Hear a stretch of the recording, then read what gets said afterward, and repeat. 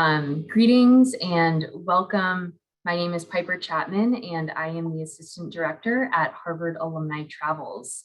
Thank you so much for joining us today for Climate Change Conversations. I am thrilled to be joined by my colleagues at Yale Alumni Academy to offer this climate-focused lecture series for our alumni communities. We're fortunate to have a wide range of expert faculty and researchers in the field who will offer a collection of talks over the course of 3 weeks. All of the lectures have been and will continue to be recorded and available to view on the Harvard and Yale websites. Before I turn things over to our distinguished speaker, I'd like to review the format for today's Zoom webinar. For the duration of the lecture, your video and microphone will be turned off so we can direct our attention to our speaker. However, on the bottom of your screen, you will see several buttons to interact with. Please insert your questions in the Q&A box. My colleague Lauren from Yale will moderate the Q&A with Professor Salzman at the end of his presentation. You will also see a chat box, which is intended for comments, sharing information, and to converse with fellow alumni. To this point, I would love to invite all of you to acquaint with each other. Please feel free to insert your names, your locations, your university affiliations into the chat box. I know many of you have already done this, so thank you. You might also tell us why you decided to join today's discussion. And finally, we do appreciate your patience should we experience technological glitches or delays due to the nature of our virtual environment. Please be aware that you can adjust your sound preferences on your personal devices. Now, a brief word about our speaker. Professor James Salzman is the Donald Bren Distinguished Professor of Environmental Law with joint appointments at the UCLA School of Law and the School of the Environment at UC Santa Barbara. Jim is a graduate of Yale College Class of 1985 and Harvard Law School Class of 1989. He has taught at Yale, Stanford, Duke, and Harvard, as well as universities in Australia, China, Israel, Italy, Portugal, and Sweden. He was twice voted as Professor of the Year by his students at Duke. Jim is an international expert on drinking water and frequently appears as a media commentator and has lectured on every continent. A prolific author, there have been over 110,000 downloads of his broad-ranging scholarship from around the globe on topics such as water, wildlife, climate change, and creating markets for nature. His book, Drinking Water, A History, was praised as a recommended read by Scientific American and is now in paperback in its second edition. His bestseller, Mine, How the Hidden Rules of Ownership Control Our Lives, was published by Doubleday Press earlier this year and was featured in The New Yorker, New York Times, Forbes, Washington Post, and other media. Jim has been an active study leader for both the Harvard and Yale travel programs. I have been incredibly fortunate to have worked with him for many, many years now. Jim, thank you again for agreeing to give this lecture, Climate's Impact on Water, to our alumni communities. So without further ado, I'd love to hand the mic over to you.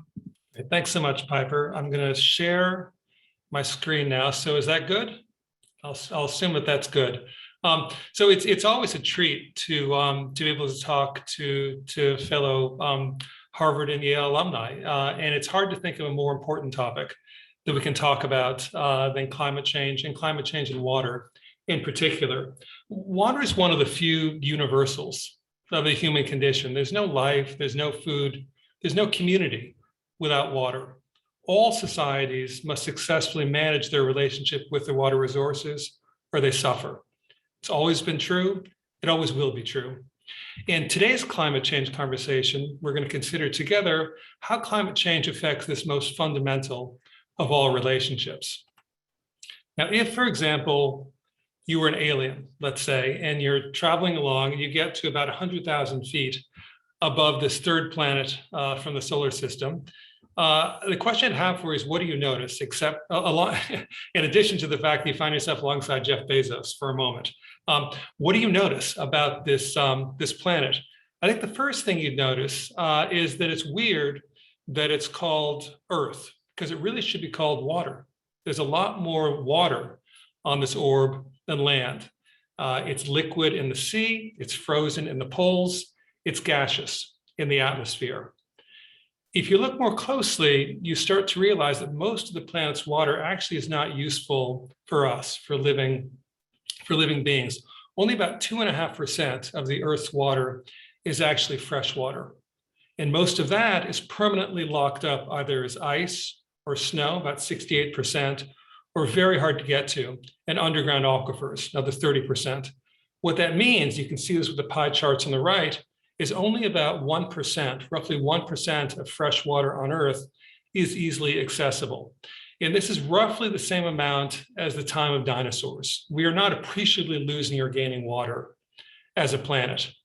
Now, this is not a talk about the science of climate change, but I do think it's worth making clear at the outset what we know and what we don't know and why that matters. So what do we know? This is simply reporting physical measurements. The composition of the atmosphere is changing. The burning of fossil fuels over the past 200 years has increased the concentration of these gases in the atmosphere. Many of these have long lives. As a result, scientists tell us, scientific models tell us, and physical records show us, the surface temperatures have been warming.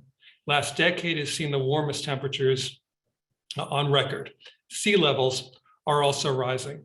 The bottom line in terms of climate is there's more energy in the atmosphere, and we're going to return to that point a bit later. What's less certain?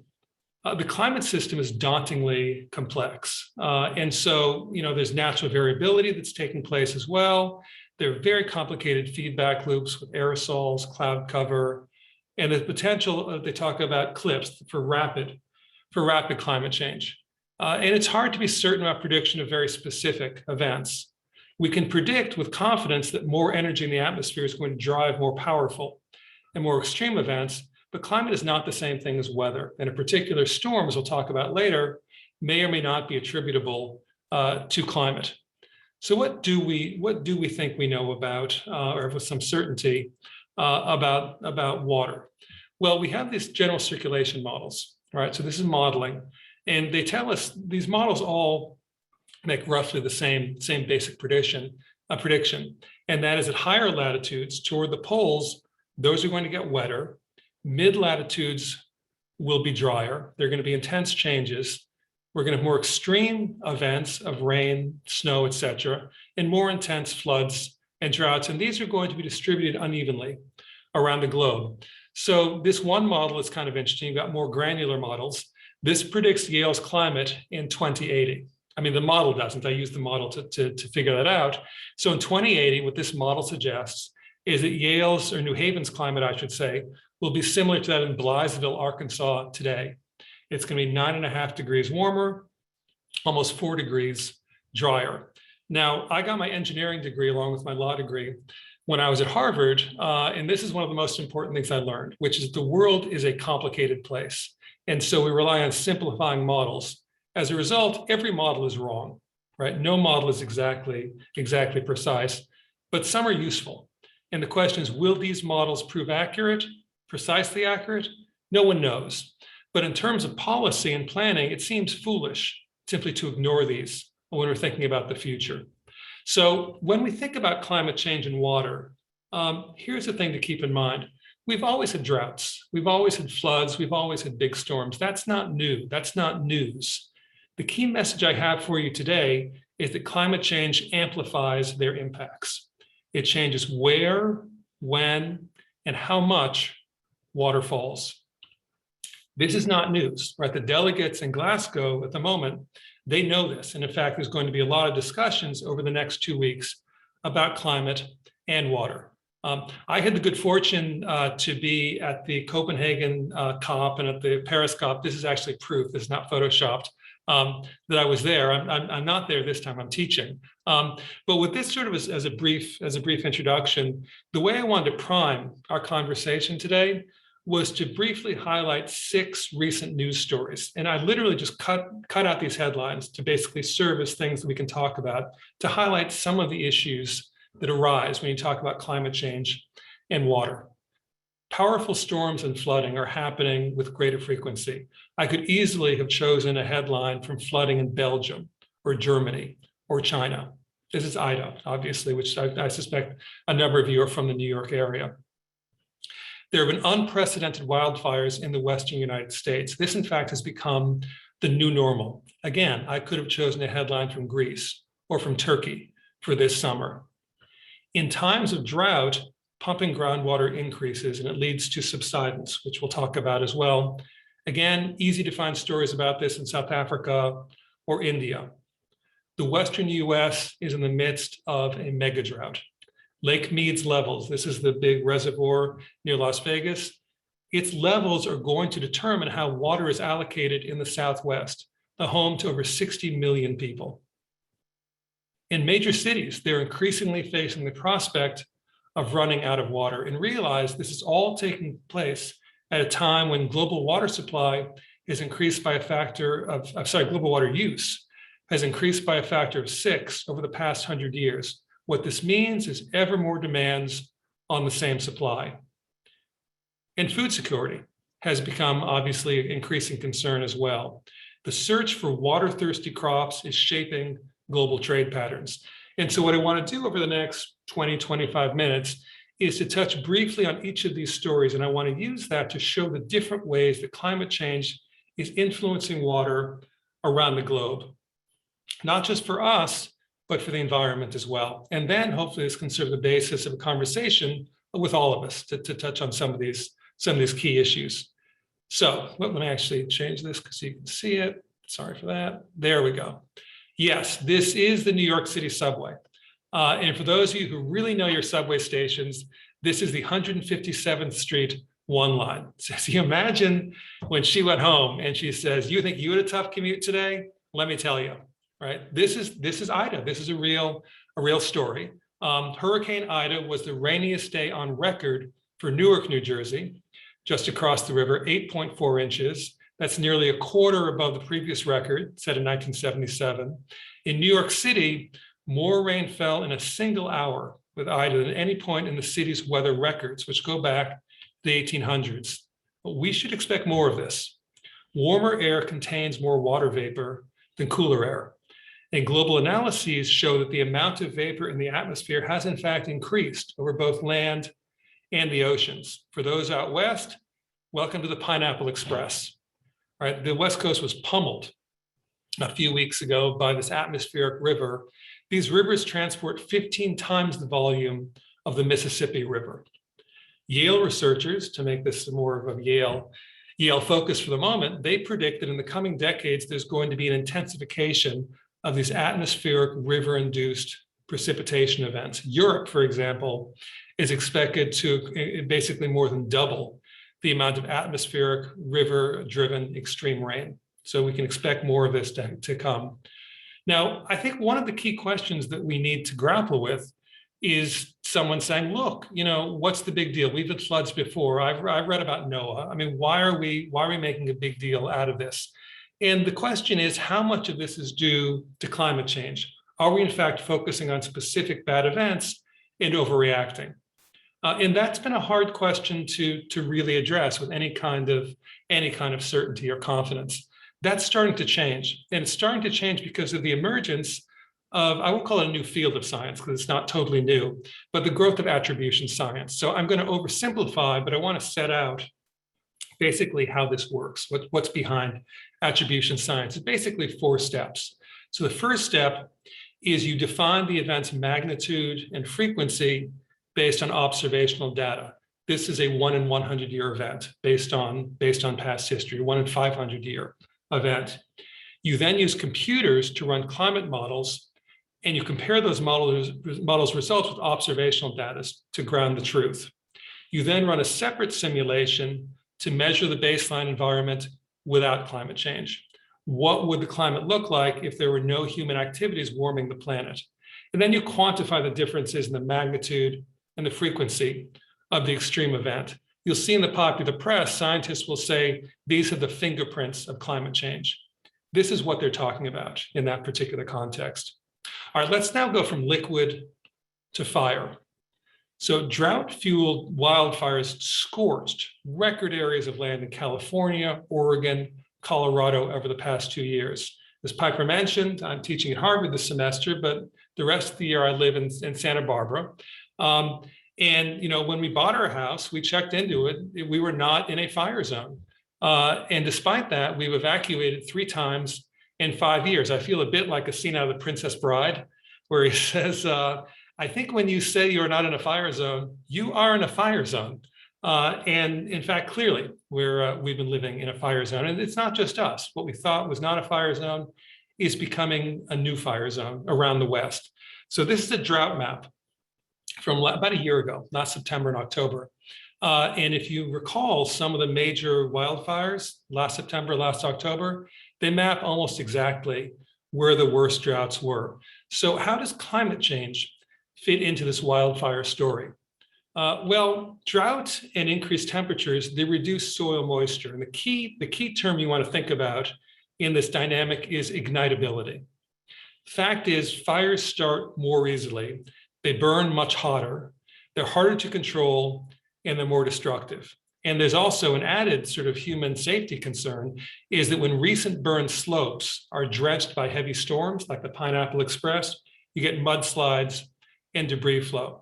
I cannot emphasize enough, this is the new normal of the American West. We are, the folks who planned for this, they planned for more massive wildfires. I can talk in the Q&A about, in a sense, how we got to this point. It's not simply climate change. Our friend over here, Smokey Bear, had a part to do with this as well that we can talk about in the Q&A if you'd like. Let's now turn to the third headline, and that is groundwater pumping and subsidence. Groundwater is critically important for agriculture and for urban areas. This map that looks like it's kind of a psychedelic map maker of the US, this actually shows the country's aquifers. And so you can see, for those of you in the Great Plains, you can see the Ogallala Aquifer down in the center. For those of you on the West Coast, you can see the Central Valley Aquifer. This is the most valuable farmland in the world. Why is groundwater so important? Lots of advantages. It's buffered from seasonal and multi-year variability. It's good quality. And in fact, it provides nationally about 1/4 of the total US water supply. It's much higher in the West and even higher in some regions of the world. The problem, in simple terms, is that we've been overpumping our groundwater faster than it can be recharged. And this is a problem around the globe. So this is the gray satellites, if you're interested in this, super interesting real-time measurement of groundwater depletion. How is this related to climate change? Well, droughts reduce the recharge. They can replenish the aquifers. So that's one problem. So the aquifers are not recharged. And because there's less surface water, it increases pressures on the resource because there's much greater rates of pumping in drought. And we can see this in the Central Valley during the recent drought. Again, half the nation's fruit and vegetables are grown here, very important farmland. Well, basically what these photos show is that the darker regions basically are depleting aquifer, the aquifer going down. And many farms, actually, if you look at the finances of Central Valley farms during this period, many of them had record profits. How could that be? They continued to grow crops based on groundwater pumping. And again, the dark coloring shows the loss over time of the groundwater. This chart uses different coloring, but the fact is, if you get this sort of, you can see probably on your own screens, you would subsidence in some areas of up to 1 foot a year of subsidence. And so it's not just a problem of using water too fast and decreasing the amount of water. As you take water from the aquifer, you create empty pore spaces. And these are squashed together. So think of a sponge, right? As you squash the sponge, the water is released. If they're clay soils, the sponge stays squashed. You don't get the storage capacity again. So in the Central Valley, which is a lot of that type of storage, it's a double whammy. So it's not just damage to roads and bridges and canals, you also are losing storage capacity. I'm going to show you next the most stunning graphic that I've seen in working in water for many years. So this is a guy standing below a pole in 1977. At the top, 1925, that's where the Central Valley was 52 years earlier, right? Holy cow, this was all water and it's gone. Right? And this actually was revised. So this was done again in 2015. So they took the original chart, and they basically extended it. So everything you see from the bottom to the top, that was water. That was water stored in the aquifer, and the Central Valley has actually sunk, has subsided that amount, and that storage space is gone. Where else do we see subsidence? Not just in the Central Valley, large parts of the East Coast too. It's not subsidence, but groundwater pumping is leading to real concerns about saltwater intrusion, particularly in certain areas of Florida. And this is happening all over the world. Of the 37 major aquifers, 20 are past their tipping point for sustainability. More is being pumped than replenished annually. So let's go now from groundwater. Let's talk about surface water. America's mastery over water, particularly in the West, has been nothing short of extraordinary. We built dams to supply water and power. We channeled water into the California Central Valley. That's why it's the most productive agricultural area in the world. Midwest, we tamed the floods of the Mississippi. We drained wetlands across Florida. We made drinking water reliable and safe to drink. Our success in controlling water, though, has had unexpected consequences. It's made water invisible, taken for granted, but not anymore. Climate change is forcing us to look anew at this most basic resource. Less surface water means greater competition for agriculture, for industrial, for domestic supplies, not to mention the uses that rely on water staying in the river, not just hydropower, navigation, and fisheries, but what I focus on, the environment. So let's talk about what this means for the Colorado River. I suspect a number of you are from Southern California or the Southwest. Colorado is remarkable, right? And any of you who are interested in water in the West, you must read Cadillac Desert by Mark Reisner. It is the great book about this topic. And Reisner has a way with words, and he says, look, Colorado is not the biggest, it's not the longest river. The reason it's impressive is different. It's the most legislated, most debated, most litigated river in the entire world, and has more people dependent on it than any comparable river in the world. You would not have the modern day Southwest without the water from the Colorado. About a century ago, there was a political deal on how the states in the Colorado River Basin would share water. The compact, so-called Colorado Compact, it was based on a big mistake. And the big mistake was they assumed the flow of the Colorado at the time was stable. That didn't happen. Right? Colorado's flow has decreased over time. And so you've got this terrible situation where the water supply is decreasing and the water use and demand is increasing. How do we know that? Well, we know that because Lake Mead keeps going down to record low levels. And the future of the Colorado River and states getting their water from the Colorado River is based on this. So you see the bathtub rings in this photo. That's not good. You never want to see giant bathtub rings around a large reservoir.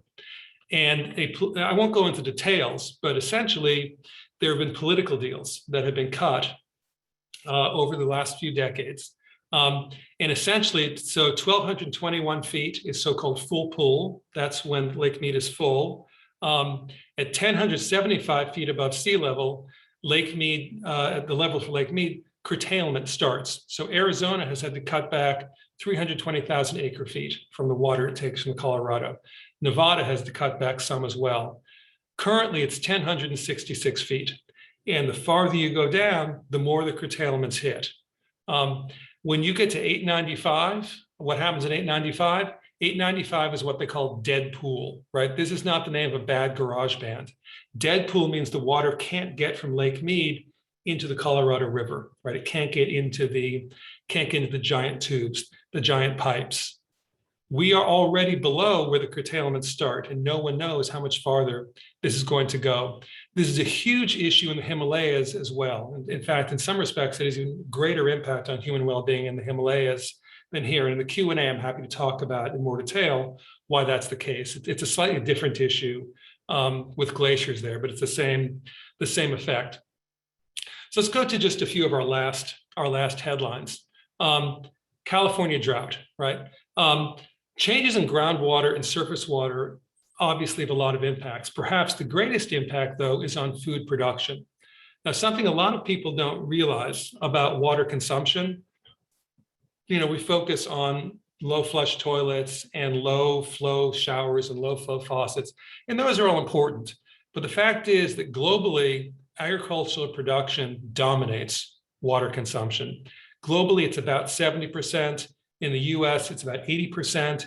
In some states in the US, it's close to 90%. And so what this means, obviously, is that less water means more pressure on agriculture because they're using so much of the water. And so this leads to this story, this headline. During the recent droughts in California, cities were cutting back, farms were cutting back. The Imperial Irrigation District, which is located in southeastern California, they have enormous water rights to the Colorado. They were sort of the first major agricultural district to take water from the Colorado. They're growing hay, right? They're making hay, growing hay, particularly alfalfa. They're selling it not just to China, they're selling it to Korea, to the United Arab Emirates. And the net result is that quite literally 100 billion gallons of water from the Colorado River system is being exported in the form of alfalfa from California. That is a huge amount. That's enough for a year's supply for 1 million families.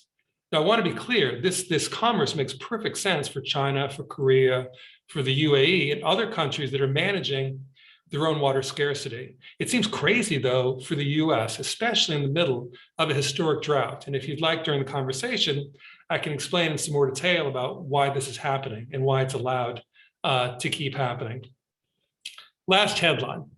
It is estimated by 2050 that almost 600 cities are going to face an additional decline in freshwater availability of at least 10% due to climate change. Some cities like Amman in Jordan and Melbourne in Australia, they may see declines of 30 to 50%, and it's starting to happen now. So since we're talking about bad garage band names, Day Zero is also a bad name for a garage band, but it's a real term. It didn't exist until a few years ago.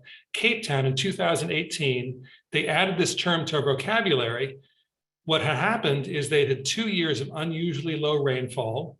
They had inadequate storage capacity, and the city set an actual date, at which point it would be Day Zero, and water would be cut off to residential and industrial taps. The plan was to limit access to 25 liters per person at delivery points with armed guards to keep order. Now, Cape Town, they did a very, very good job in conservation, strict conservation measures. They transferred some agricultural water. They got rains, so they didn't see Day Zero, but it was close. And they are not alone. In Barcelona, right? It's hard to find a more developed, a more sophisticated city than Barcelona. A little over 10 years ago, they had to bring water in from tankers in order to provide drinking water.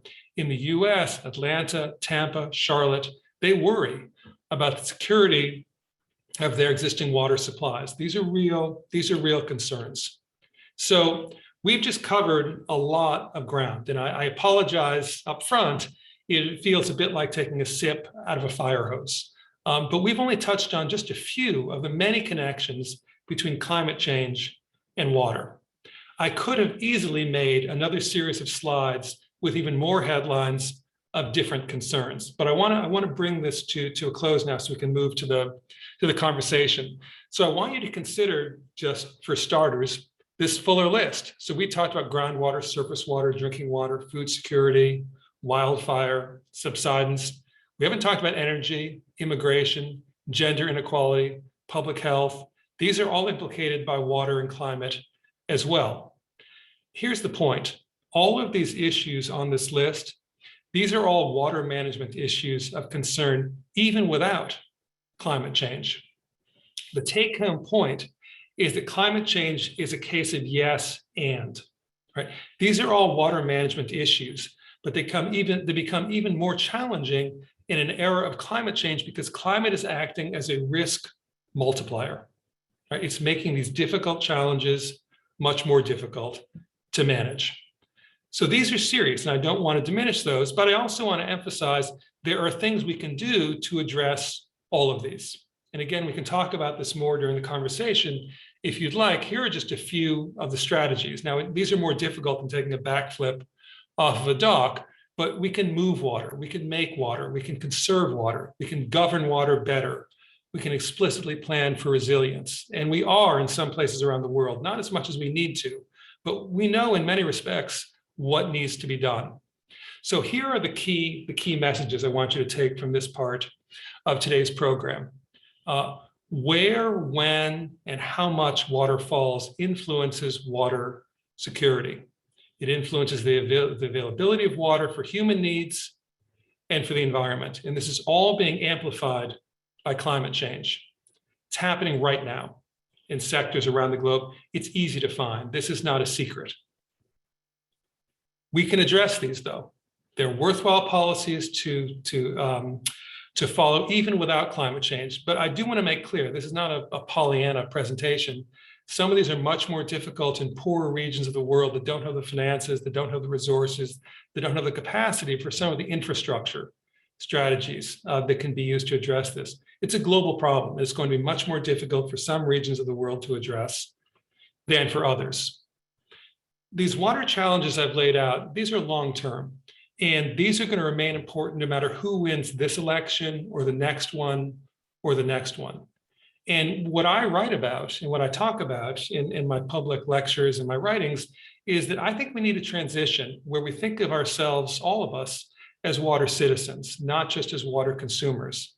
And I think as citizens, we can demand greater public attention and greater action to ensure water security, both here and abroad. And so I want to end the talk where I started. In the final analysis, climate change focuses even greater attention on our relationship with water. It reminds us that all societies must successfully manage their relationship. This has always been true, it always will be true. And we do well to remember this. Now, this is as much a conversation as a lecture. It is actually, climate change conversation. It's not climate change lecture. And I hope that this going quickly has laid a good foundation for the discussion to follow. And I want to say up front, as is always the case with lectures with Yale and Harvard alumni, I have zero doubt that there are people in the audience who know a good deal more about some of these specific issues than I do. And so I'm looking forward to hearing your questions, but I'm also looking forward to learning from you. One of my lectures would not be complete without shameless self-promotion. So if you like the book, if you like the talk, you will love the books. The holidays are around the corner. These books are out there. But I will stop my self-promotion there and let me turn it over to you, Lauren, to lead the discussion. All right, thanks, Jim. I'm getting my camera on, and I do want to say that these presentations are actually home to shameless self-promotion because our speakers do not get paid to come and spend 90 minutes with us. And on the lecture circuit, people get paid quite a bit of money to do this. They do it out of a sense of charity and responsibility to our collective alumni communities.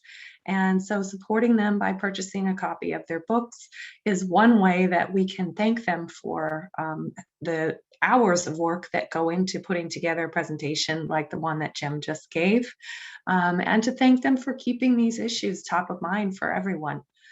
So some of you logged in early and you would have heard us talking about the COP26 conference going on, and Jim mentioned earlier, mentioned it in his slide presentation.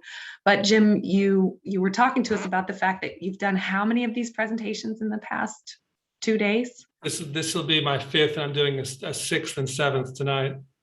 And all of the places in the world that you've been speaking? Yeah, so Brazil, Malaysia, Korea, those are the foreign ones I've done so far. I'm part of the State Department Speakers Bureau. And so they basically set up partnerships with local think tanks and organizations to talk about COP26. So we are very privileged to have you here. And so absolutely promoting your books is the least that we can do to say thank you for adding us to that illustrious list of speaking engagements. Now I want to get to the conversation. We already have quite a few questions coming in, and I want to acknowledge all of our colleagues here at Harvard for joining us. I want to acknowledge Piper Chapman, who did a wonderful introduction and has handed it over to me to moderate the Q&A. Please, if you can put your questions in the Q&A box, that would be great. If you put your questions in in the chat box, I will probably miss them, but your fellow participants here may choose to answer them, and that's one way that you can keep the conversation going on the side. So I want to go to Santino's question. He says, overall water in the system hasn't changed over thousands of years. The current water problem seems to be too much in some places and not enough in other places. So isn't the legal framework of water rights the logical point to focus on, i.e. it needs to change so that water infrastructure can be built to move and store water more efficiently? I thought this would be a great one to start with because you do have the expertise in the legal framework as well, and in rights, and you talk about that in your book, Mine.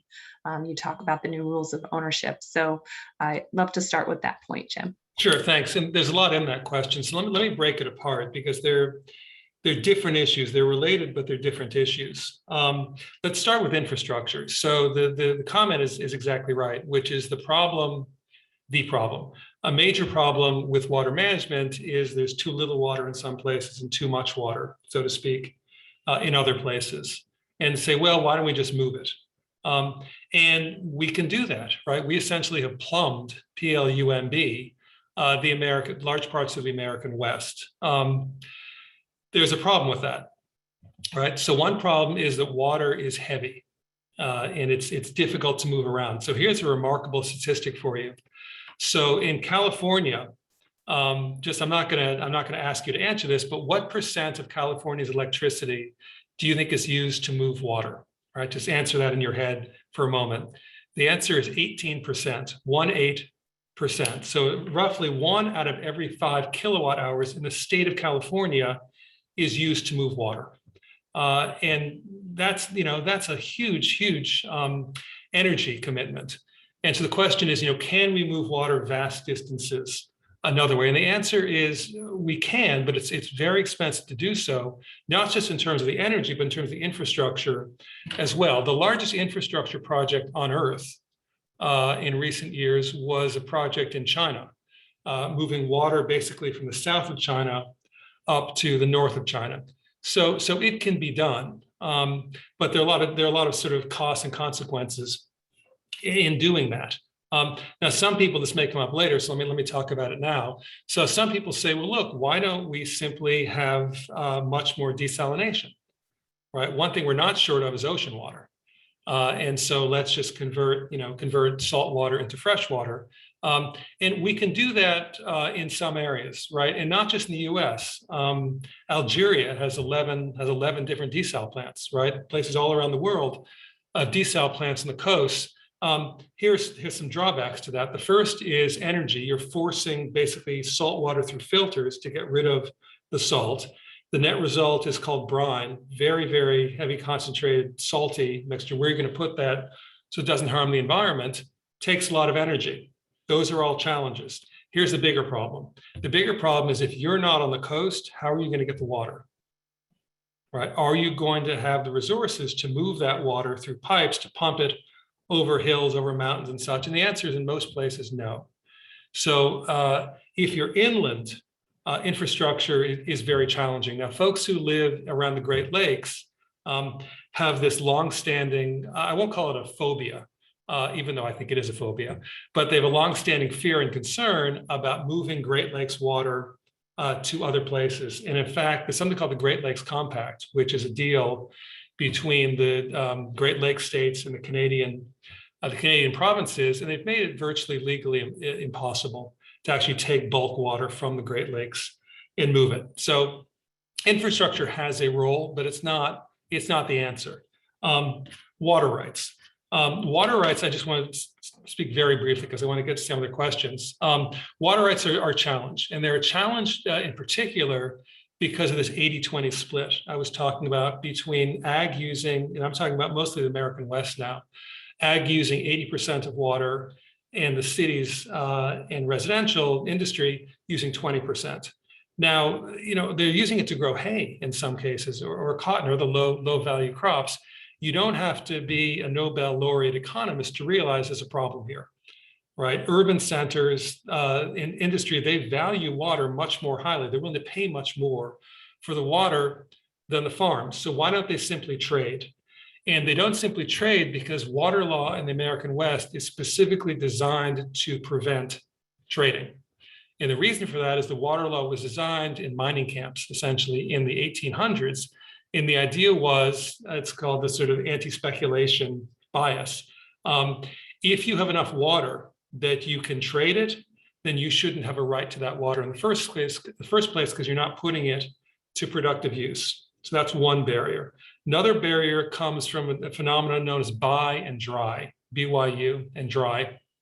I don't know if you have all seen Chinatown, but basically the plot in Chinatown is LA buys up water rights in the Owens Valley, eastern slope of the Sierras, and they take it all to Los Angeles, and it creates Hollywood and wonderful, wonderful things about Hollywood. But if you drive to the Owens Valley, it's dry, right? They basically dried them out.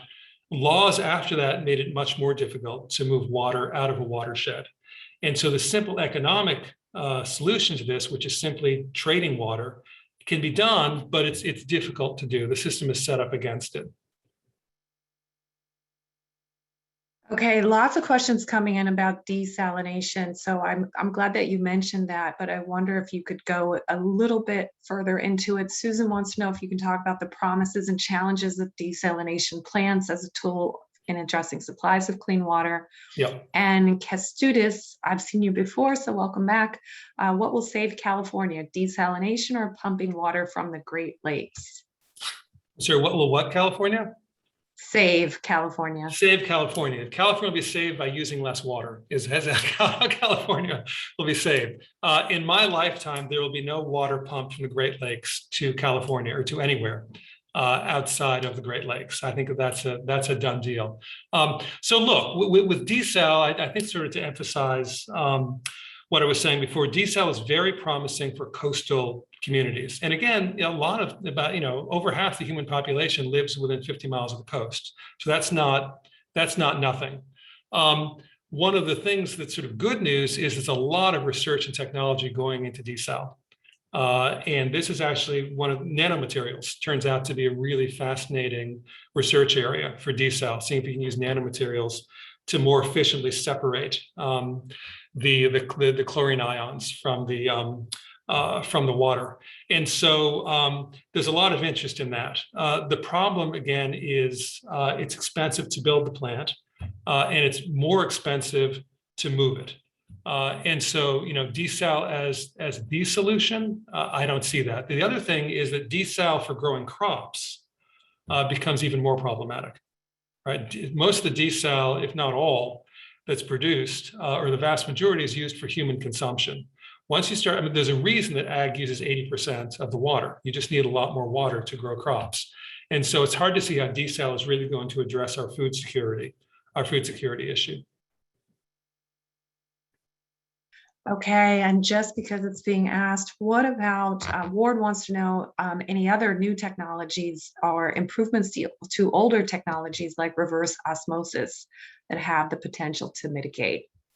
Yeah, so reverse osmosis basically is, as I think many of you with water systems know, is a way essentially to purify the water. And it's very interesting if you look at the electricity sector, that has been a hotbed of innovation. If you look at the water sector, it really hasn't been. You don't have the same capital flows going into the water sector. Part of it is the way water utilities are set up. They're basically, they're designed to be very conservative. That said, I think desal is one of the areas where there's a lot of interesting development going on. I think also, and this is an important point to make, I've been talking almost entirely US in this talk. Water and climate is a global challenge. And one of the greatest challenges around the world is access to clean drinking water. And so there's a huge debate that's been going on in the development world, the sort of funding development world, about whether we should focus basically on so-called gray infrastructure or so-called POU, point of use. So the traditional approach to providing drinking water in a poor community in a developing country was to put in a small water treatment plant, right? And by plant, I mean like small, but basically, still a built a built facility. And why is that? This gets into part of the gender equity issue that I flagged earlier. Many parts of the world, there's a gender bias. It's usually women and frankly, usually children who are responsible for collecting water every day. And it can be hours every day. You talk to development economists and they'll tell you the quickest way to increase economic productivity of a community is to bring in safe drinking water, because you're freeing up half the productive labor, up to half the productive labor of that population. The challenge is that if you stick with this sort of model of a built treatment plant, what happens when something breaks? Does anyone there know how to fix it? Can they get parts? And so there's been a big push. It's been supported by the Gates Foundation, among others, to so-called point of use. And the point of use strategy is to say, look, they get the water, you can have delivery of the water, but you have to keep it safe. And so the way to deal with this is to have individuals focus on point of use. So Procter & Gamble, for example, sells these little sachets that cost a penny or less. And you basically open the sachet, you put it into 1 liter, 2 liters of water, and it's got so-called flocculants that bind and draw up the sediments. They've got chlorine that purifies the water. And the question is, should we focus as a development strategy in allowing individuals to treat their water safely, or should we have more built centralized? And there's a big debate going on because development institutions don't think of themselves as retail supplying. But personally, I think that's where it's going. So you were asking about, this is a roundabout way of getting to the answer, but you were asking about technology. In my own view, some of the most important research going on now is how to provide safe drinking water in low-tech settings. I remember traveling in Central America and being in Nicaragua and visiting some of the poor communities there and walking with people as they showed me the one water pump in their village, and how they did spend all day sort of going back, making multiple trips to that pump just to bring water. So it's, from the perspective of travel, it's one of the things that really opens your eyes to some of these issues and makes them very real. And it's hard for us here to imagine in the developed world, the idea of someone just spending all day for multiple days carrying water back and forth. But it is a real reality. I want to go to Tim's question, which sort of starts to speak to this. And I want to frame Tim's question in the context of a news story headline that I saw about a town in California where one well ran dry and the other was polluted, and polluted due to groundwater that is contaminated with basically farm runoff from industrial products that are used to deal with bacteria and things in the soil. And so the idea is that as the groundwater gets drained out, these contaminants become more and more consolidated. And as the ground sinks, the infrastructure for the wells sort of begins to fall apart. So they have a choice of no water or contaminated water, and that's it. And so Tim's question kind of gets to this, some of the most important policy approaches to dealing with this in an equitable and environmentally responsible manner. Yeah, it's a great question. And it brings up environmental justice issues. Obviously, this is going to affect poor communities more than it's going to affect wealthy communities. So let me sort of highlight two of the issues you've raised. One of them is dropping aquifers. Right. So during the recent drought in California, there were a number of poor Latino communities. Their wells just ran dry because the sort of industrial pumping by the large farms lowered the water table. And one of the questions that raises is there a right to water? Should there be a right to water? Should it be the responsibility of the state or the water utility to provide water when people can no longer get it from wells? Practically speaking, in the US today, there really is not a meaningful right to water. There's certain, it can be difficult to cut off people from water supplies, but that's not really a right to water. And so I think that's going to become more and more of an issue. The state of California did provide drinking water to many of these communities, so they did step in, but I don't think they did it out of a legal compulsion. It was the right thing to do. the real challenge, not the real challenge, a big part of this, as you pointed out, is contamination of groundwater, of aquifers.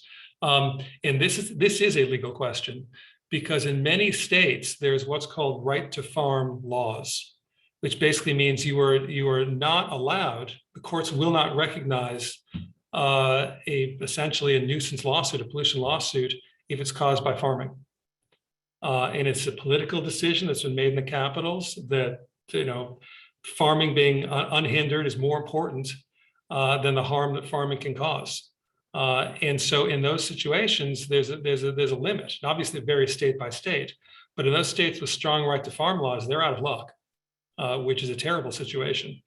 And so, this is, and you're right, this sort of, depending on the aquifer, the nutrients, the pesticides and herbicides can get concentrated as well.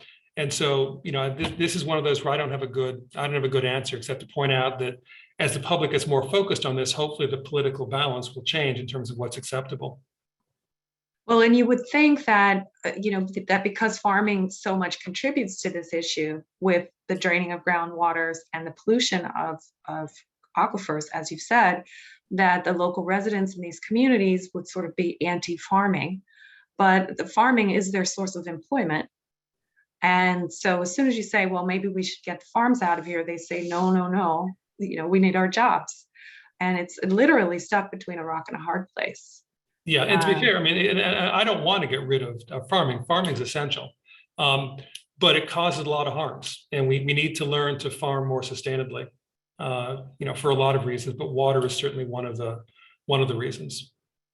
Well, so Erica has a question on this topic as to whether or not groundwater withdrawals are monitored in the U.S. Are they taxed? Are they priced? Is there any sort of system for making sense of this? Yeah, so it depends where you are. By and large, the answer is no, although that's starting to change in some areas. So let me talk about California, which is what I know best, and I think is the most interesting in this regard. So 10, 15 years ago, the idea that the California farmers would have to meter their groundwater, if I'd said that, people would have looked at me as though I had a third eye. The ag lobby was extremely powerful, and they didn't want any requirements for metering, because obviously if you meter it, that can lead to reductions, right? We know what you're using now, we're going to force you to use less. That all changed very quickly in the middle of the last huge drought in California. Around 2014, 2015, a law was passed in Sacramento called the Sustainable Groundwater Management Act, SGMA.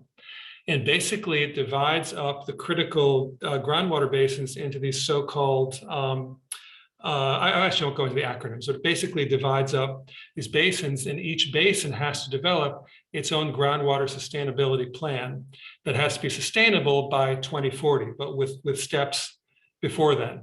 And, there was concern, is this just a paper tiger? But no, I mean, I've seen the groundwater basins are taking this seriously, and farmers are going to have to change in some areas how they farm, and there are going to be reductions. And I think the key question is, how did this happen? Because no one predicted that this politically would happen. And the answer is the drought got so bad that the ag lobby, the farming community, realized that the urban centers, the industrial folks, they might just say, okay, let's change the politics. We've gone along with this for many years. And so the agricultural lobby accommodated to that reality. And I think what we're going to see throughout the American Southwest, and maybe Southeast as well, depending on how things go, I think we're going to see a shifting of what was just assumed to be a given. If that's the way politics is, you can't change it. I think we're going to see dynamic changes. I also think there are going to be a lot of side payments.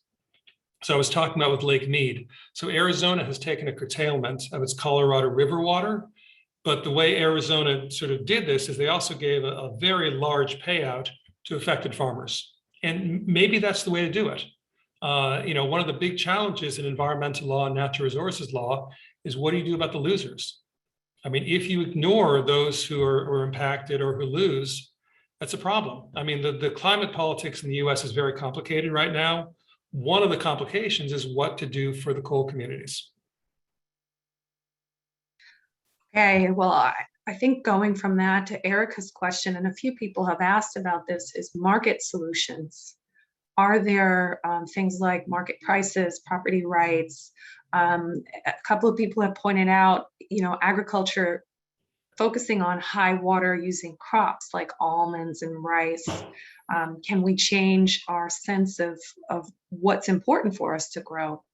And you're talking a lot about California, but one of the things you said earlier in your presentation is that half of the nation's fruit and vegetables are grown in California. So what happens in California is eminently important to all of us in the US, including what kind of crops we have a demand for, what kind of market solutions are available, what happens with farmers there, and what happens with the Hoover Dam. So I just wonder if you can speak to what crops are being grown in these topics. Yeah, so there's a lot in that question. So let me unpack it a bit.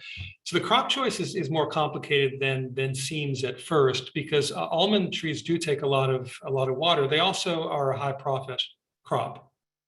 And so, should we be looking at our crops in terms of how much water they consume, or in terms of the profit per liter of water consumed? If that's the case, almonds don't look as bad. But the point about pricing and water rights is exactly right. So let's go back to that headline. We're selling water to China, right? And I don't want to beat up on China. I mean, this is a global commodity, but we're basically selling water effectively abroad through low value crops. It's hay, right? It's alfalfa.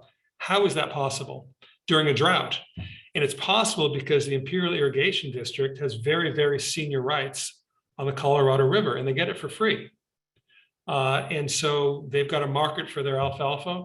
Why not sell it, right? And so the question is, if we're going to change that, then we need to basically change the incentive structure. And maybe this is sort of looking out 10, 20, 30 years. Maybe the government simply says, IID, you shouldn't have this much water, and so we're going to take some of it and we're going to put it to what we think are more productive uses. If they do that, they will have to pay IID. All right, that's going to be a classic Fifth Amendment government taking private property. And so that may be the price we pay. I actually wouldn't be surprised if that's actually the way it turns out. But the pricing is fundamental, right? Water essentially is free. What we pay for oftentimes is the infrastructure. And this obviously varies depending on where you are. But I think the IID, the Imperial Irrigation District, is the most extreme example of this. Every economist in the world, I think, is going to tell you we need more markets for water. And the problem is twofold. The first is there's usually no pricing for the water. The second I described in the answer to the first question, which is the law. And again, this is prior appropriation in the West. The law makes it difficult to trade water intentionally, and that will need to change. Okay, a lot of points raised in your answer as well. Just want to follow up on that. If California has to cut statewide water usage by 25 to 50%, what happens to the food supply? This is Jonathan's question. Right. So sort of two things there. First of all, there's California cutting the state of California's consumption, which they can immediately do. Then there's California cutting the population of California's water by 25%, which is a very different issue. And so essentially, what they do is they've got the state water project and the so-called allocation, and the allocation goes to zero. And then the farmers basically have to figure out how are they going to get water. Right? They can trade amongst themselves. It's much easier to do that. But what happens a lot is groundwater, right? And so then basically the question is Sigma robust enough, or will it be robust enough? Right now, it's still being developed to basically limit that. And if that's the case, then land goes fallow, they switch crops, or they go out of business. And so there's a huge restructuring that's going on right now. As well. Now, one of the things that's happening, the newspaper reports are full of this, is hedge funds are buying up a lot of farms. And so, in fact, there are probably folks on this call who know more about this than I do, because they're actually inside the hedge funds. So if you can tell me privately what's actually going on, I'd be grateful. The fear is that they're going to take that water and sell it somewhere else. As I've already explained, that's difficult to do. It can be done, but it's expensive to do. It's hard to do. It may just be that they realize that farms that have very secure water rights are worth a lot, because water really is the blue gold in the 21st century. Well, that leads right into a question that someone's asked about privatization of water sources in other countries. Yeah. And just as hedge funds may be buying up farms here in the U.S., we know that overseas, water rights have been for sale and traded by private organizations, and especially by other governments as well in recent years. So could you speak? Yeah, so privatization, as you mentioned, Lauren, is extraordinarily contentious. Those of you who follow the anti-globalization debates have probably heard the name of the city, Cochabamba. And that was a city in Bolivia where basically there was a tender for water provision that went to Bechtel with a local partner. They raised the water prices significantly. There were riots in the region. They were kicked out. And the anti-globalization folks see that as a great victory. I think it's a lot more complicated than that. So for one thing, it's almost never the case that water is privatized. What happens is the water infrastructure is privatized. In other words, the water is publicly owned in most nations. In fact, in the U.S., it's publicly owned. What the private right is the right to use the water, not to own the water. And so what happens is that it's a combination of two things. Part of the combination is this notion of structural adjustment, which is a strategy adopted by many international financial institutions in the 1980s, 1990s. It was kind of the Thatcher revolution, the Reagan revolution, the idea of state failure, that the private sector can deliver these services better than the public sector. And that's part of it. The other part is the idea that we're seeing real problems with adequate infrastructure in the developing world. And one of the main reasons for that is lack of access to capital. And the private sector does have access to capital. And so the idea is if we give a 20, 30, 40-year contract for these private firms to come in, they can take over the water infrastructure, whether it's water treatment for drinking water or water treatment for sewage. Oftentimes the two go together, but not always. The record's mixed. There are some cases where it's been a disaster. There are some cases where actually water provision has improved. So there was a study that was done by Berkeley professors of Buenos Aires, and they found after privatization, the access to water in the poorer areas actually improved as a result of this. So, there are a lot of different types of privatization. The other thing is, if you're looking at this from a business perspective, this is a tough business proposition, right? You don't basically put in tens of millions of dollars into infrastructure and walk away. And so there was a fascinating study that I read a few years ago that basically found that there had been a large percentage of contracts that were renegotiated within 10 years of being signed. What that suggests to me is the municipalities and the government officials were saying, now that you're stuck here, let's revisit these terms. So it's a tough business proposition either way. I'm agnostic on privatization. I think the devil is in the details, but I do think it's important to be clear. It's rarely the case that the water is being privatized. It's the infrastructure and the management of the infrastructure where that's taking place. Okay, and speaking about infrastructure, a lot of questions coming in about gray water. And is recovering wastewater economically feasible? Yeah. Are there ways that we can make more efficient use of gray waters? Technological solutions toward using less water and building in this different kind of infrastructure than what we're accustomed to. Yeah, it's an important question. So imagine you're the alien again, right? You come down to visit me, you enjoy tea and crumpets, and I'm telling you about this water scarcity.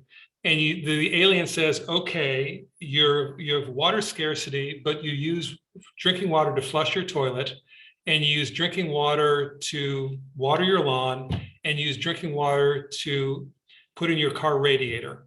Help me understand that. And the answer is we did it that way because we could. We didn't think about water scarcity when we created most of our nation's water infrastructure. And so One problem is that we're using potable water for uses where we shouldn't be using potable water. Second problem, as you said, is so-called gray water, which is that water going through water treatment plants is discharged. It meets Clean Water Act standards, but it goes into streams and such, goes into the environment. Why don't we capture that? So let me talk about each of those separately. So the first question is why are we using potable water for non-potable uses? And the answer is because we plumbed our system that way. That's actually changed. And now there is something, I'm sure folks listening to this, some of them will know about this, so-called purple pipes. And these are pipes that are quite literally purple. And these pipes basically have gray water. And gray water is a technical term. It's actually not a technical term. It's the term for water that comes out of a waste treatment plant. It's clean enough for the environment. It's not clean enough to drink. And so you've got basically different uses depending within the house or the business for the type of water. In Hawaii, in the city of Tucson, it's illegal to use potable water to water a golf course. Right? That water is plumbed directly from the wastewater treatment plant for large-scale irrigation. At UCSB, University of California, Santa Barbara, one of my home campuses, all of our landscaping is done with wastewater, and that's more and more common, and that should be the case. The second part of the question is what should we be doing with the wastewater, the gray water, not just for irrigation? What about replumbing it back into the system? And that's known as either IPR or DPR, indirect potable reuse or direct potable reuse. So in Orange County, about 20 years ago now, obviously they're a water scarce area. And there was this idea that they should basically do direct potable reuse. They should take the wastewater that comes out, put it directly into a water treatment plant, and that goes into the pipes. And that's effectively what happens with folks who live along the Mississippi or any river, right? But that's not how people think about it. And there was a very effective advocacy group. There was something like Grandmothers for Water or something. It was a wonderful name. And they said, we do not want toilet to tap. And the folks in the industry later referred to this as the yuck factor. And there is just something, I don't know, profane about the idea of drinking water that you know came from someone's toilet not that long ago. I think we can all relate to that. And so, metaphorically. And so what happened was that the water utility got very smart. They said, okay, we're going to pump the water directly into the aquifer. And then 10, 15 miles away, we'll pump it out and we'll treat it. And the idea was this magic aquifer is suddenly going to cleanse everything. But that was enough. And they said, we're going from showers to flowers. And that's sort of won the day. And so that's IPR, indirect potable reuse. DPR is coming. There are already some plants in Texas that do this. For those of you watching who've been to Singapore, they have something called New Water. And New Water is a major source of water in Singapore, and it's direct potable reuse. They take the water from the waste treatment plant and they put it directly into a water treatment plant, and it comes out as drinking water. There's no yuck factor concern. There's no toilet to tap concern, because there's a lot of public education that takes school groups through all the time saying, isn't this wonderful? Are we conserving? And, you know, Dune, the movie just came out. That's water conservation, right? That's a society that cares about conserving water. And we just need to rethink in the US how we treat our water. I'm really torn. I want to go in two different directions now. And I also want to acknowledge everyone who's hanging out with us. We're going to be here until 5:30. We've got about 30 questions still in the queue. Surprise, surprise, Jim. This topic is very popular. About 300 of you still on the Zoom for this conversation. So still lots to talk about. I think I'm going to go to Elise's question. She's been waiting for a while on this topic of gray water. The next question that might come to mind is how much of our fresh water is lost to industrial uses such as fracking, manufacturing, et cetera, where recycling is not a practical solution because of the toxins that pollute the water? Yeah, it's a good question. And it's going to depend on where you are. So it turns out a lot of industrial use of water is water withdrawal, not water consumption. So a huge amount of water is actually used for cooling purposes, and that goes back into the system. Water consumption is water that's taken out of the system. And as she pointed out, some fracking operations use enormous amounts of water. That's basically what drives the fracking fluid and gives the hydraulic pressure to break apart the shale. And so, I mean, I want to make a point that I make to a lot of my students that's not obvious, which is using a lot of water is not in and of itself a bad thing. What matters is scarcity. I mean, growing bananas in Costa Rica is a great idea, right? Growing bananas in the desert is not a great idea. And so, depending on where the fracking is taking place, if you're using a lot of water, it may not be that matter because it's a marginal issue. On the other hand, if you're fracking in an area where water is scarce, and a lot of fracking in the West, water is scarce, that is a big issue. And that is a point of concern. How much is it on the back of that? People have asked this. How much is it an issue of the population? Migration to, there's a huge sort of migration, people moving to Arizona and these ideas of people moving in places that really wouldn't be habitable if it weren't for the Hoover Dam and the Colorado River. Right. So it's the answer is yes and no. All right. So, I mean, obviously, if you have more people living in a water scarce area, that puts more pressure on water supplies. It's not clear that there's not enough water. It's how the water is allocated. Right. And so, for example, if you're, take the Southwest, if you're moving more water from agriculture to industrial and residential use, then it might be okay. The problem is we cannot keep our current allocation of water and amount of water in place. That's unsustainable. All right, so something's got to change. And I suspect it's going to be changing along multiple dimensions. I think we're going to be increasingly efficient. So Las Vegas gets criticized for a lot of things. And you can say justly or unjustly. They are magnificent at water conservation. Magnificent. They are in the desert. And they basically, they are extremely savvy. It's largely due to one woman who was in charge of water there for almost 20 years. And she put in all of these efficiency requirements. And so you can do that, but you need political leadership. And of course, you don't get political leadership or rarely get political leadership without popular support. And so that's why I made the point at the end of the talk of how important it is to think of ourselves not just as water consumers, but as water citizens. Well, that brings me to a question that has come up quite frequently.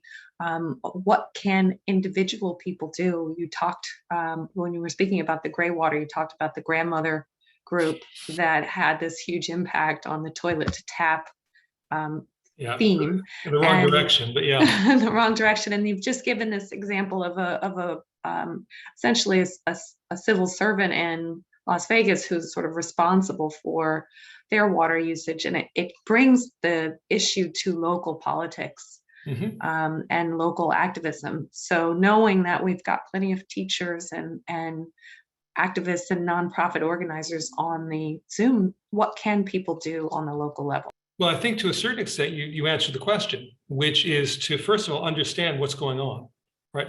Do you live in a water scarce area? If you do, what are the major consuming activities? Do those make sense? Are there things that we could do to increase our efficiency, right? Should we push the utility to look into indirect potable reuse, into direct potable reuse? Are we losing a lot of water because of the discharge from the waste treatment plants? Is there a way to influence the legislators to say, look, this right to farm needs to be narrowed. Farmers shouldn't be able to pollute groundwater. That's wrong. And so I think there's local, there's state, there's national. I think a lot of this actually is local in terms of decisions that can be made. Tucson is great on water conservation. Las Vegas is great on water conservation. Maui is great on water conservation. I will say, I think that this issue is starting to change in terms of people being aware of it, but there's a lot that people don't know. And so one of the reasons I was happy for the opportunity to do this with you is to highlight some of these issues. Well, I think it becomes no more personal than your own individual interaction with the water supply and the food supply. And from that perspective, a lot of people have been asking about livestock and the commercial farming of livestock and that's impact on water. And should we all become vegans? Would that make a huge difference? If we don't patronize the the livestock production machine, is that going to have a better effect? I mean, this is as much a climate question as it is a water question. And the answer is life cycle analyses all say yes. All right. Water is more complicated in that regard for climate, for sure. The less sort of red meat, the better in terms of climate and land use impacts. For water, it's high. There actually are these measures called your water footprint. The reason it's complicated for water is that with climate change, a molecule of CO2 emitted in Cambridge or New Haven or Santiago is the same. It's a globally mixed pollutant. It's not the same with water. And so the measure of a water footprint, I think, can be fundamentally misleading. You need to know where is it coming from. I mean, again, if you're using a lot of water and you're in a water-rich area, that's fine. That's a comparative advantage. And so I'm hesitant to say that your diet necessarily is going to help with water because it depends on how it's being sourced. It can be, but it depends on how it's being sourced. Okay, one last point on farms, and then there are a number of other really interesting topics that have been raised. But something people want to know about is the farm workers. If you can speak about how these issues connect with immigration, because we know that particularly in Southern California, a lot of the farm workers are immigrants. And if you could speak to their treatment, how they are treated as employees of the farm and how those policies sort of interact with the water supply. Yeah, I'm going to pass on that because I think it's important to know exactly what I'm talking about. And I'm just an informed citizen when it comes to farm workers and their conditions. So I'm sure that I know less than a lot of people who are watching. And that issue, my opinion, is worth no more than any other, generally informed person. First time, Jim, that I've ever had you pass on a question. And this has not been 30 questions with Jim. It's been more like 100 questions with Jim because we've already answered so many. So your batting average is very high. I want to go then to sort of more of the political side of things. Someone has just asked what I think is a really interesting question. Karina wants to know Oh, no, sorry. Well, Karina, I'll go to your question. People had a bit of conversation about bottled water and what enables water bottling companies to basically take water for free and make profits on it. I know you talked about that in I want to give a plug to your Yale Alumni Academy class. You talked a bit about water rights in that class and how bottling companies sort of skirt the rules. So if you could speak to Karina's question. Yeah, sure. So I want to start off by saying I don't think bottled water is evil. Just to sort of to set it out. So here are the facts, right? The facts are that about 3 or 4 years ago, bottled water for the first time surpassed the sales of all other beverages. So now bottled water in the U.S. is the most consumed beverage. The issues with bottled water, I think, are threefold. The first is whether it's unnecessary, so to speak. And the question there, I think, is substitutes. So when I was growing up, if I'd gone to a gas station and asked for some water, they would have pointed me out to the hose used to fill the radiator. The idea that someone would sell me a bottle of water in the 1970s would have seemed ridiculous. And yet, it's now the most sold container beverage. And there's a history I talk about in the book of how that happened. The challenge for me with bottled water is if you could have access to a drinking fountain, then I think bottled water, that becomes, I think, questionable. And one of the challenges is, like the phone booth, it's getting increasingly difficult to find fountains, right? And that's not a surprise, right? You go to a mall and try to find a fountain. And if it's there, it's going to be way back by the distant bathrooms. At the University of Central Florida, they built a new football stadium, multi-million-dollar stadium in the 1990s in Orlando, Florida, which is known for being warm. How many drinking fountains were in the stadium that seats 40, 50,000 people? Zero, right? Bottled water is seen as a profit center. And it is, it obviously is profitable. There are different kinds of bottled water. There are those that come from springs more often, Dasani, Aquafina. It's actually tap water that is filtered. So one question I think people have to ask is, should you be drinking bottled water if there is an easy substitute? And that's a personal choice. My view is no, if there's an easy substitute, but people decide differently. When there's no easy substitute, people say, look, I'd rather drink water than an over-sugared, over-sweetened, soda or juice. That's one issue. Second issue is waste, right? If we're drinking bottled water unnecessarily, there's a lot of packaging waste that goes with that. So that's a concern. The third issue, which is I think what a lot of the questions might be getting at, is access to water. And so there have been a number of high-profile cases, this is particularly for spring water, where these bottled water companies have gotten old water rights, and they basically use them just to pump out a huge amount of water. Nestle in the National Forest in California has taken the brunt of this, but these issues are in Mecosta County, Michigan, they're in Florida, they're all over the place. And the question becomes, what's the proper use of water for industrial commercial purposes? And that falls on the regulator, right? To basically say, no, you are pumping too much. So there've been a long series of court cases in Mecosta County. The case with Nestle in the forest, I'm not going to go into in detail. It's more complicated because of the nature of the water right. And so, I will say there has been an interesting norm change. So when I was teaching in the teens, it was very common for students to have bottled water in front of them, right?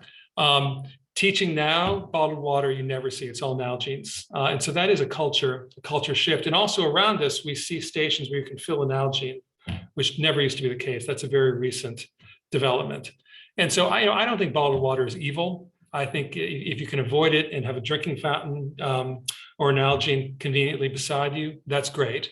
But the fact is, a Coke or a Pepsi uses the same amount of water as bottled water. And we don't think drinking Coke or Pepsi is evil.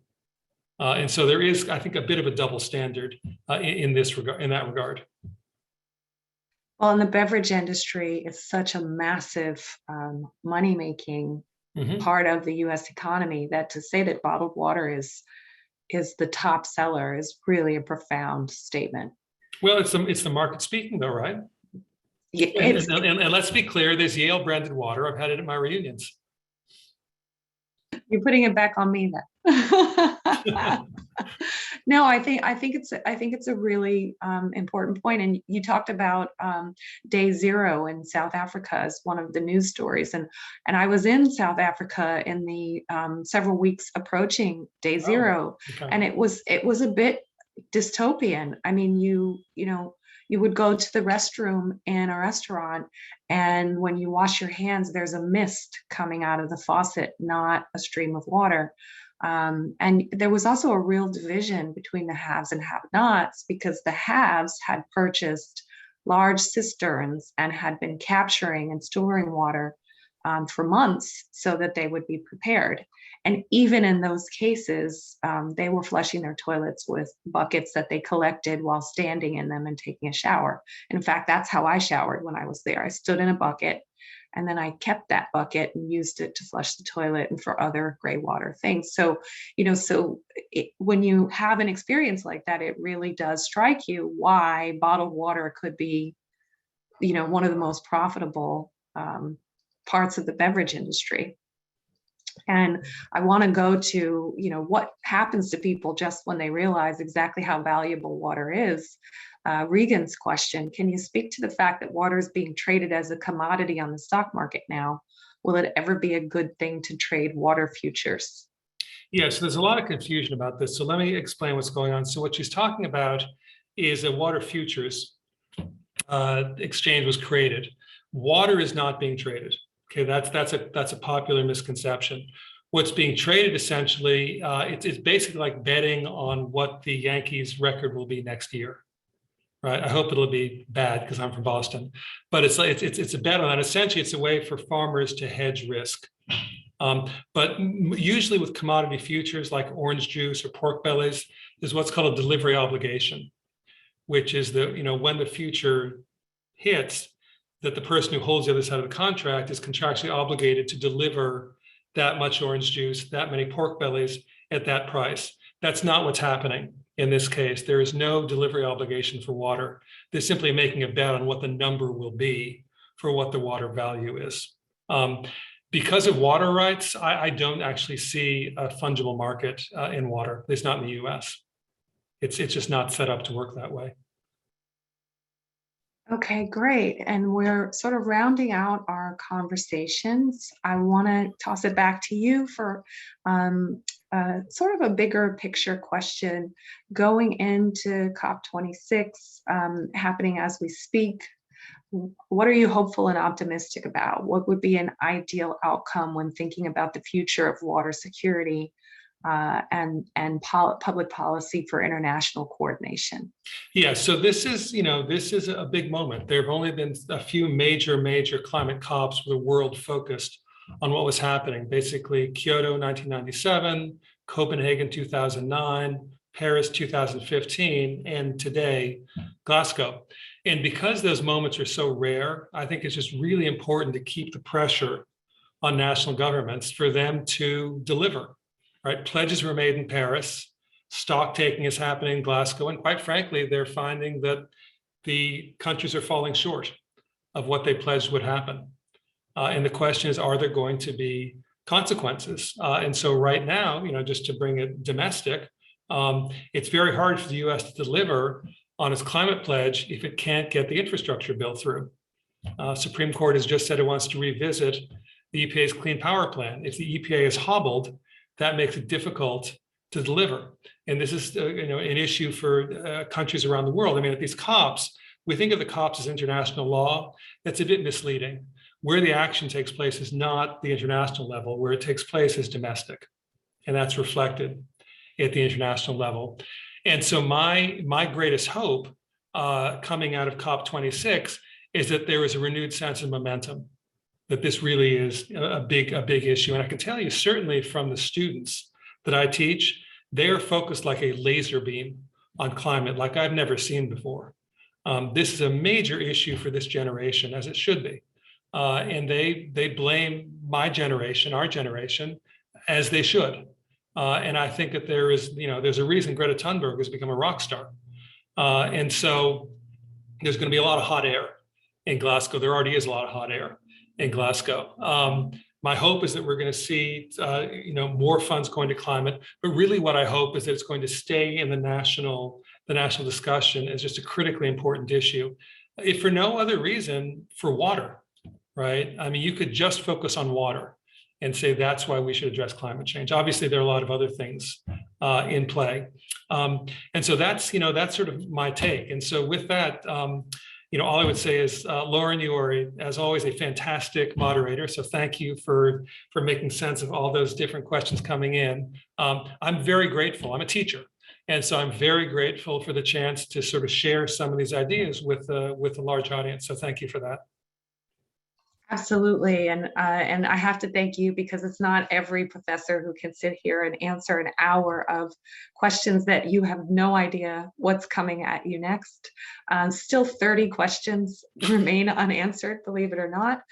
For all of you who asked questions that didn't get answered, I will be sharing all the questions with Professor Salzman afterwards. I will be sharing the chat content with him as well, so that he can see all the comments that he missed. Lots of really interesting comments in the chat.